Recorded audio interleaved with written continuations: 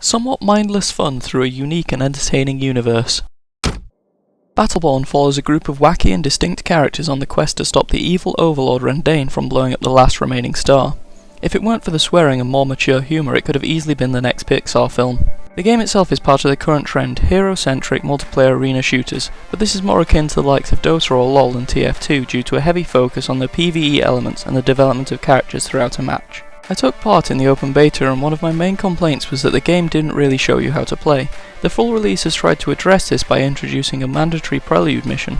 While this does at least demonstrate some of the basics of the game, and it's incredibly well put together with some great cartoony introductions for some of the characters in the story, it mainly sets you up for the campaign mode, which won't help you greatly in the multiplayer modes. Perhaps the biggest feature in the full release is the complete selection of campaign missions. These often introduce characters by rescuing them from the clutches of Rendane or helping them defend their home planet. The main thing that I've noticed is the ones on display in the beta were clearly some of the standouts, as they featured multiple bosses, whereas a lot of the new missions feature wave-based defense of nodes. This is not to say that they are bad missions, but the large bosses often give it a little bit more pizzazz, as they often require you to fight in a certain way, whereas the wave-based missions make it feel a lot more like Borderlands. As you steadily play more of the missions, the way in which they are chosen becomes a little bit more of a problem, as it requires the group to vote on a selection of 3, and you are very easily taken on the same mission over and over again. This wouldn't be an issue if you were queuing with a full team, as you can choose the mission to go on. The characters themselves are a little easier to unlock in the full game, as several of the requirements are purely to complete the associated mission. But if you are struggling with those requirements, every character could eventually be unlocked by just taking part and leveling up. As I have previously said, the characters are perfectly moulded from the way they are written and voice acted through the animations and even down to the lore behind them and the different reasons they are there fighting together.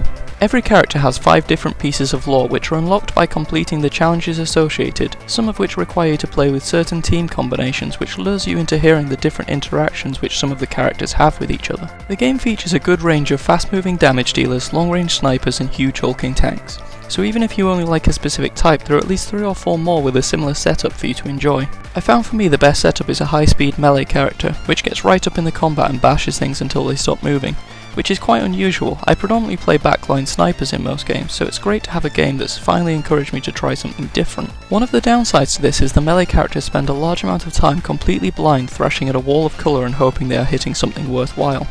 This often means if you use a dash maneuver, you can just fly through the crowd and become slightly lost. This was particularly noticeable when I played Boulder, and something triggered which permanently set me on fire, which meant the borders of the screen were constantly covered with a fire overlay.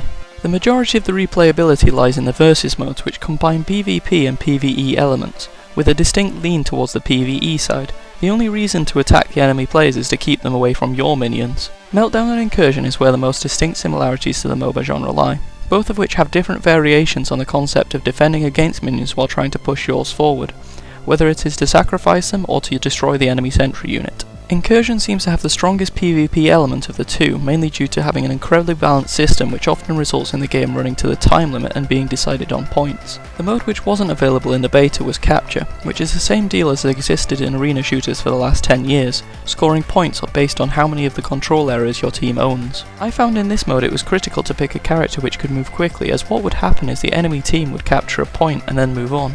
So long as my team held the point long enough to allow the next to be captured, you're always slightly in the lead. One critical tool that the game doesn't tell you about is the fact that by tapping B you can actually teleport back to base and regenerate health, an invaluable tool to keep you alive and not give much needed points and levels to the enemy team.